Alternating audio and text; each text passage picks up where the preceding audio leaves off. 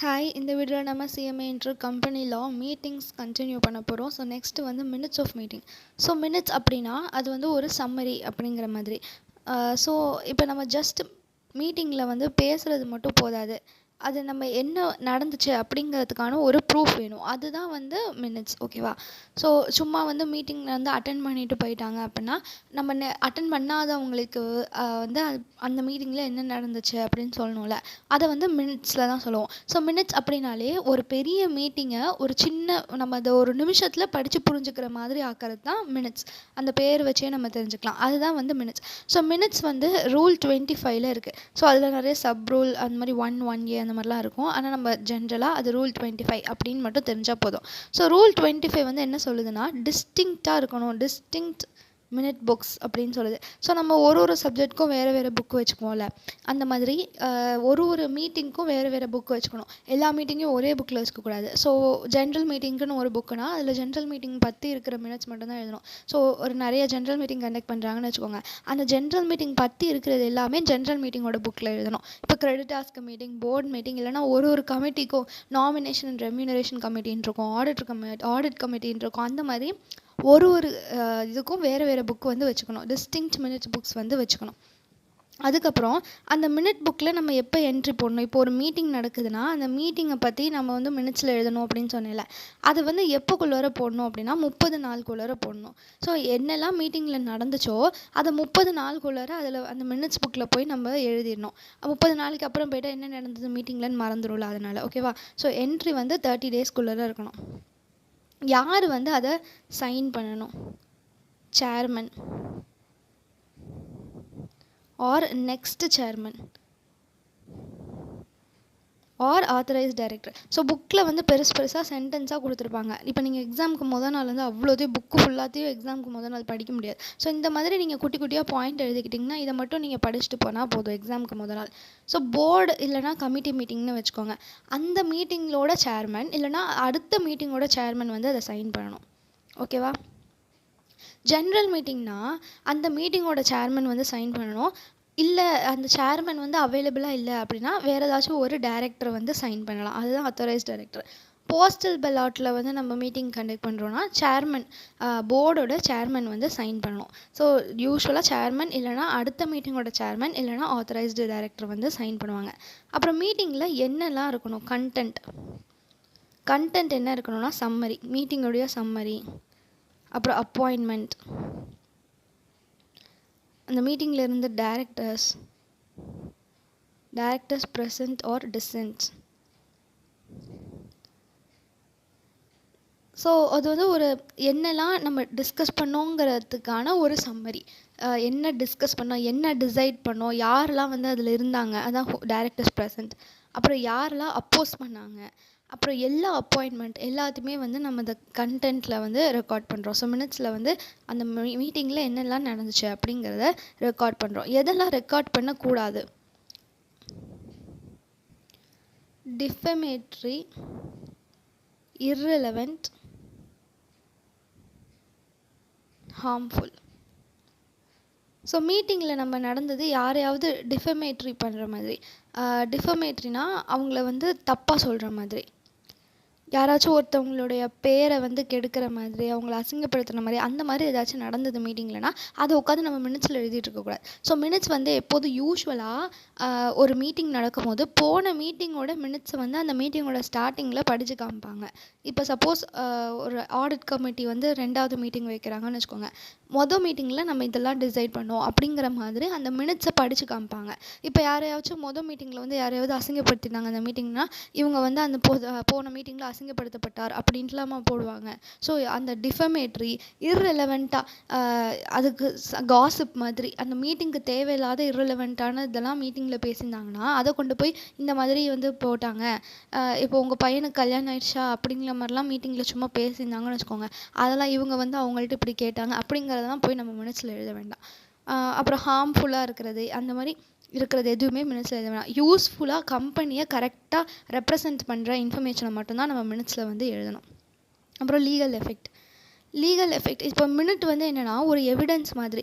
நம்ம வந்து இந்த மீட்டிங்கில் இதெல்லாம் பண்ணோம் அப்படிங்கிறதுக்கான ஒரு ரிட்டன் ப்ரூஃப் தானே minutes.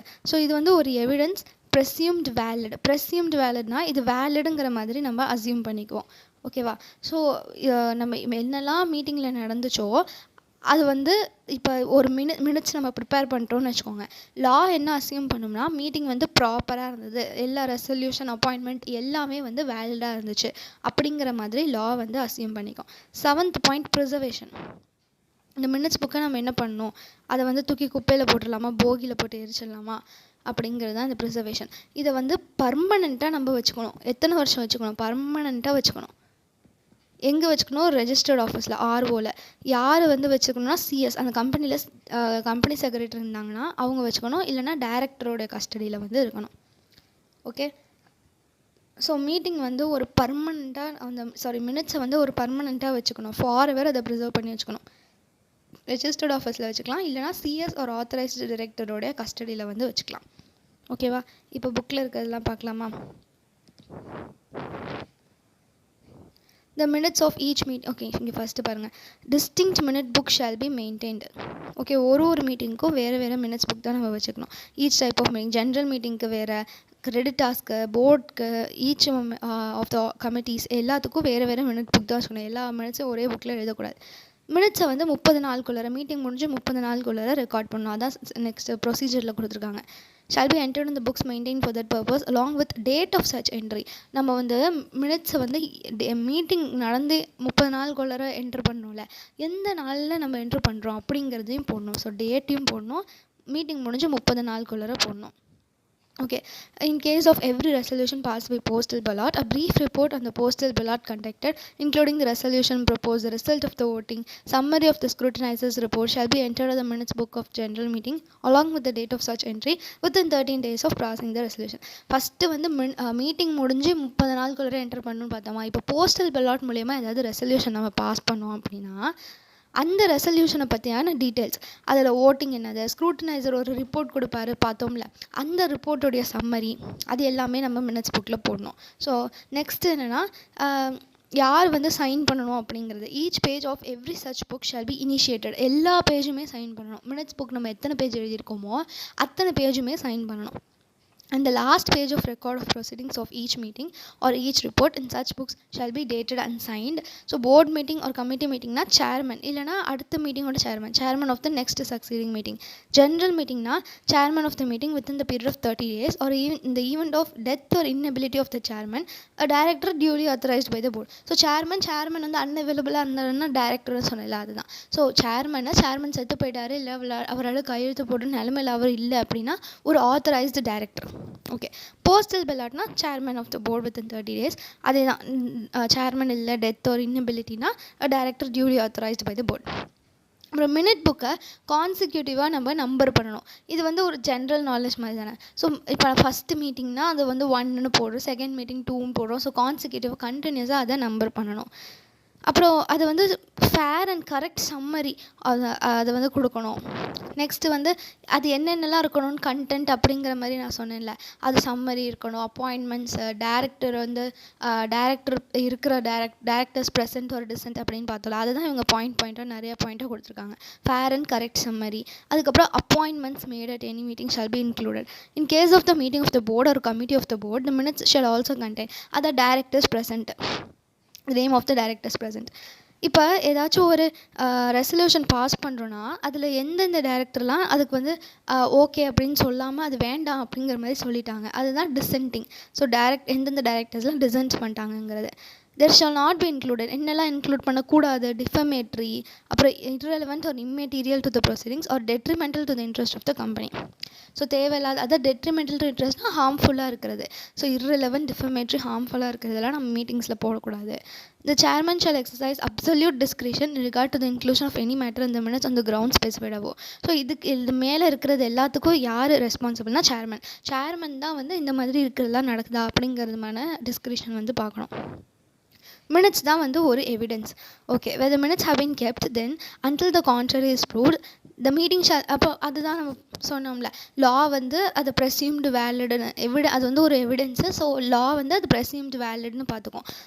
shall deem to have been duly called and held and all the proceedings direct to have duly taken place and the resolution. இதே இப்படி கோடு கூட விழுந்திருக்கு. and the resolution passed by postal ballot to have been duly passed, and in particular all appointments of directors. இதுக்கெல்லாம் என்ன தெரியுமா அர்த்தம்? Minutes வந்து இருந்துச்சுன்னா law will presume that all the proceedings are valid. அவ்வளோதான். இதில் ஒன்றா கொடுத்துருக்காங்க. நம்ம யாரெல்லாம் அப்பாயிண்ட் பண்ணோம், எங்கே வந்து மீட்டிங் நடந்துச்சு, என்ன ரெசல்யூஷன் பாஸ் பண்ணோம் அப்படின்னு எல்லாமே வேலிட் அப்படின்னு தனித்தனியாக கொடுத்துருக்காங்க. நம்ம வந்து எல்லா மீட்டிங்கோட மினிட்ஸ் வந்து நம்ம ப்ராப்பராக வச்சிட்டோன்னா the law will presume that everything is valid. அவ்வளோதான் அந்த பாயிண்ட்டுக்கான அர்த்தம். No document purporting to be a report of the proceeding of any general meeting of the company shall be circulated advertised at the expense of the company unless it includes the matter required by this section to be contained in the minutes of the proceedings of such meeting. ஓகேவா? General மீட்டிங்கோடைய report அப்படின்னு சும்மா எதையாச்சும் நம்ம prepare பண்ணி கம்பெனியோடைய காசில் அதை போய் advertise பண்ணுறதோ இல்லை சர்க்குலேட் பண்ணுறதோ கூடாது. அன்லஸ் அந்த வந்து இந்த மினிட்ஸில் நம்ம இன்க்ளூட் பண்ணியிருக்கணும். ஓகேவா? ஸோ இந்த பாயிண்டில் என்ன சொல்கிறாங்கன்னா, இப்போ வந்து கம்பெனி வந்து ஏதாச்சும் ஒரு ரிப்போர்ட்டையோ பப்ளிஷ் பண்ணணும், சர்க்குலேட் பண்ணணும், இல்லை நியூஸ் பேப்பர் அட்வர்டைஸ் பண்ணணும்னு வச்சுக்கோங்க. அது வந்து ஃபேக்டை ஆல்ட்ரு பண்ணவோ இல்லை ஸ்கிப் பண்ணிடவோ கூடாது. அது நடக்காததை நடந்ததாகவும் இல்லை நடந்ததை சொல்லாமையோ அந்த மாதிரிலாம் இருந்துடக்கூடாது. ஸோ எந்தெந்த மேட்டர்லாம் லீகலாக நம்ம மினிட்ஸில் வந்து இன்க்ளூட் பண்ணியிருக்கணுமோ அந்த மேட்டர்ஸ்லாம் மட்டும்தான் ரிப்போர்ட் வந்து சொல்லணும்.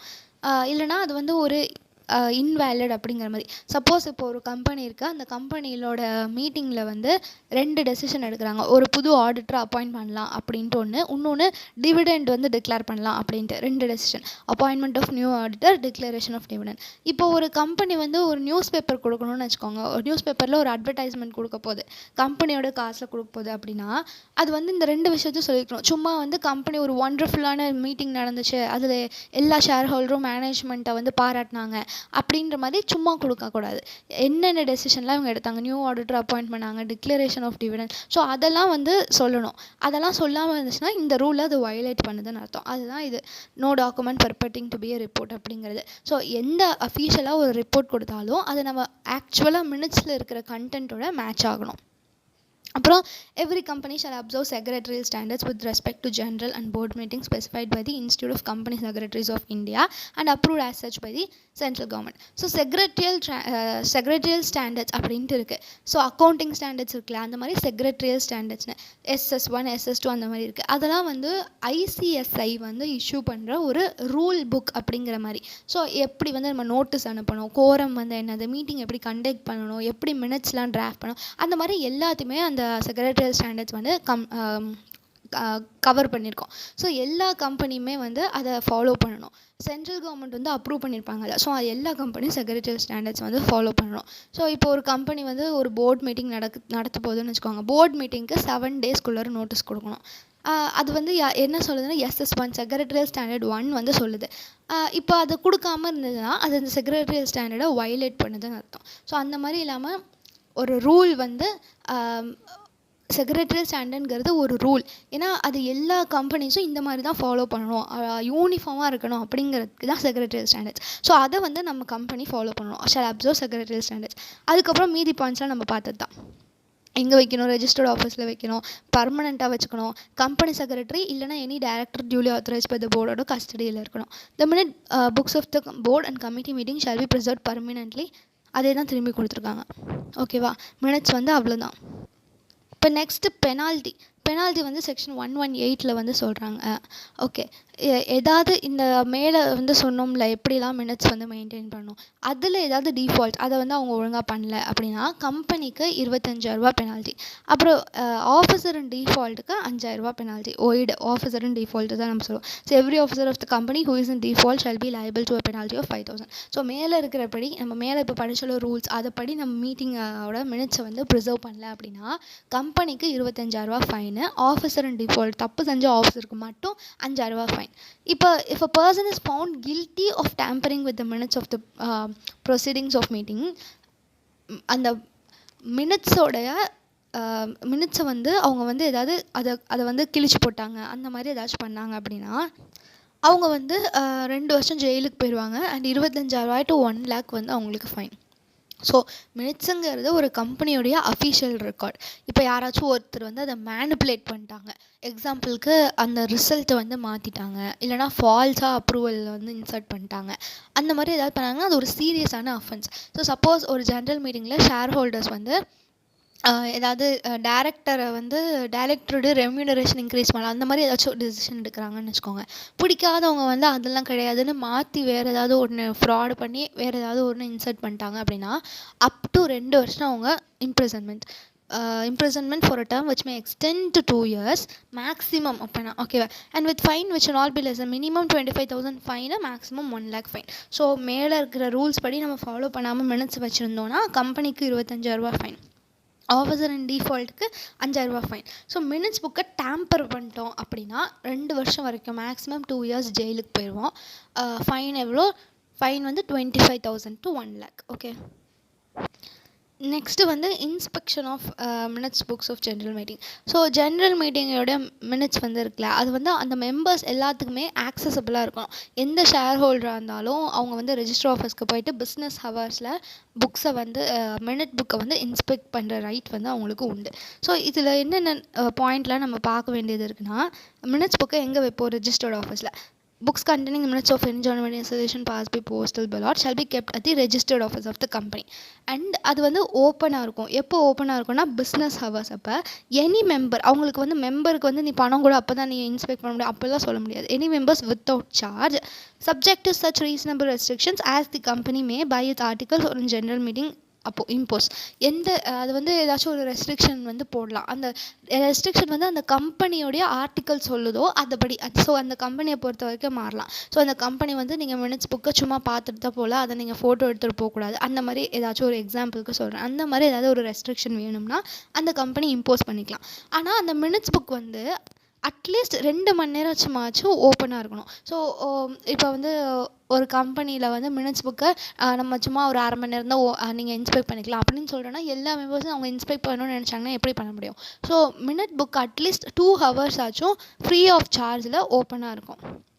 ஓகேவா? எங்கே வைக்கணும்? ரெஜிஸ்டர் ஆஃபீஸில் வைக்கணும். Open to members during business hours at least 2 hours per day, free of charge. Okay. Next பேரால் என்ன சொல்கிறாங்கன்னா, இப்போ ஏதாச்சும் ஒரு மெம்பர் வந்து எனக்கு மினிட்ஸ் புக்கோட ஒரு காப்பி வேணும், ஜெராக்ஸ் கொடுங்க, அந்த மாதிரி ஏதாச்சும் கேட்டாங்கன்னா கம்பெனி 7 நாளுக்குள்ளார அதை கொடுக்கணும். ஆனால் இதுக்கு ஃபீஸ் வந்து சார்ஜ் பண்ணலாம். சும்மா அவங்க பார்த்துட்டு போகணும், இன்ஸ்பெக்ட் பண்ணணும்னு சொன்னாங்கன்னா அதுக்கு ஃபீஸ் சார்ஜ் பண்ணக்கூடாது. ஆனால் எனக்கு ஒரு காப்பி வேணும் அப்படின்னு கேட்டாங்கன்னா ஃபீஸ் வந்து சார்ஜ் பண்ணலாம். Any member shall be entitled to pay furnished within 7 days of the request or on payment of such fees as may be prescribed with a copy of any minutes. Okay. அவங்க வந்து inspect பண்ணணுன்னா அந்த during business ஹவர்ஸில் அந்த at least 2 hours per டே ஓப்பனாக இருக்கும், free of Sharjeel inspect பண்ணிக்கலாம். எனக்கு ஒரு காப்பி வேணும் அப்படின்னா கம்பெனிக்கு கொண்டு போய் நம்ம ஃபீஸ் கொடுக்கணும், ப்ரிஸ்கிரைப்டு ஃபீ. ஸோ ப்ரிஸ்கிரைப்டு ஃபீனா அந்த கம்பெனியோட ஆர்டிக்கலில் என்ன சொல்லியிருக்காங்களோ அது. கம்பெனிக்கிட்ட மெம்பர் வந்து கேட்டாங்கன்னா அந்த கம்பெனி வந்து 7 நாளுக்குள்ளார அந்த காப்பியை கொடுத்துடணும். ஸோ அந்த கம்பெனி அந்த மாதிரி பண்ணல அப்படின்னா அதை ரெஃப்யூஸ் பண்ணிடுச்சு, 7 நாளுக்குள்ளார அந்த காப்பி கொடுக்கல, இல்லை அட்லீஸ்ட் 2 hours பர் டேலாம் அது ஓப்பனாக வச்சிடல, அது வந்து அது இஷ்டத்துக்கு என்னென்னமோ பண்ணிட்டு இருந்துச்சு அப்படின்னா அந்த கம்பெனிக்கு பெனால்ட்டி 25,000. ஆஃபீஸர் இன் டிஃபால்ட்டுக்கு 5,000 ஈச் ரெஃப்யூசலுக்கு. ஸோ ஒரு தடவையும் அவங்க வந்து ரெஃப்யூஸ் பண்ண இப்போ 2 பேர்கிட்ட வந்து முடியாது உனக்குலாம் இது காப்பி தரணும் அப்படின்னு சொல்லிட்டாங்கன்னா அவங்களுக்கு 10,000. ஸோ ஒரு ரெஃப்யூசலுக்கு 5,000 ஃபைன். ஓகேவா? ஸோ அவ்வளோதான் மினிட்ஸ். நெக்ஸ்ட் வந்து annual general meeting and extraordinary general meeting.